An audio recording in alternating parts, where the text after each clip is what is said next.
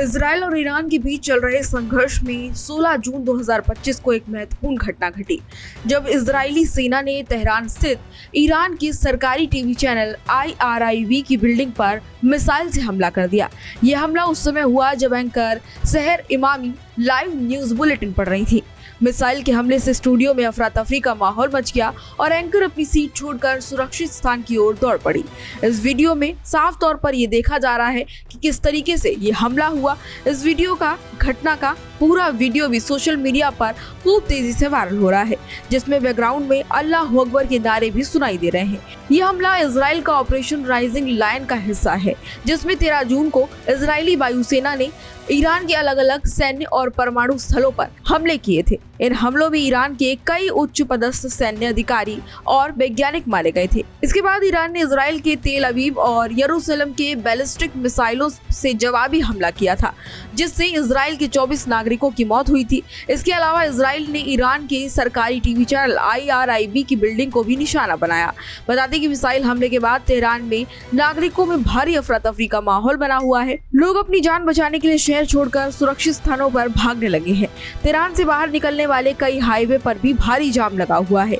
कई मील तक वाहनों की लंबी कतारें दिखाई दे रही हैं। लोग अपने घरों को छोड़कर किसी छोटे से शहर में या फिर गांव की ओर जाने की कोशिश कर रहे हैं, ताकि इजराइल के हमलों से वो लोग बच सके। इस पूरे मामले को लेकर इजराइल के रक्षा मंत्री ने इस संघर्ष के बढ़ते स्तर को देखते हुए चेतावनी दी है कि ईरान की ओर से इजराइल के नागरिकों पर हमले के बाद उनकी प्रतिक्रिया तेज और घातक हो सकती है। उन्होंने तेहरान के निवासियों से उन क्षेत्रों को खाली करने की अपील की है जहां ईरानी शासन के ठिकाने और सुरक्षा ढांचे स्थित हैं। उन्होंने ये भी कहा कि इजराइल अपने नागरिकों की रक्षा करता रहेगा। इस संघर्ष में दोनों देशों के नागरिकों की जान पर खतरा लगातार बना हुआ है और अंतर्राष्ट्रीय समुदाय से शांतिपूर्ण समाधान की अपील भी की जा रही है। संयुक्त राष्ट्र और अन्य देशों ने दोनों पक्ष से संयम बरतने और संघर्ष को समाप्त करने की अपील की है।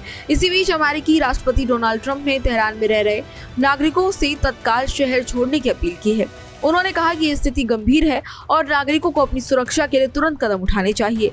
हालांकि ईरान ने इस चेतावनी को मनोवैज्ञानिक युद्ध करार दिया है और इसे नजरअंदाज करने को कहा है। इस संघर्ष ने क्षेत्रीय स्थिरता को खतरे में डाल दिया है और वैश्विक स्तर पर चिंता का विषय बन गया है। अंतर्राष्ट्रीय समुदाय से उम्मीद की जा रही है कि वे इस संकट को शांतिपूर्ण तरीके से हल करने के लिए सक्रिय कदम उठाए। हालांकि जिस तरीके से दोनों देशों के बीच तनाव की स्थिति बनी हुई है, उसकी वजह से आम लोगों को काफी ज्यादा मुश्किल का सामना करना पड़ रहा है। तो फिलहाल जानकारी में इतना ही। इस तरह की तमाम और जानकारियों के लिए देखते रहिए भारत एक्सप्रेस।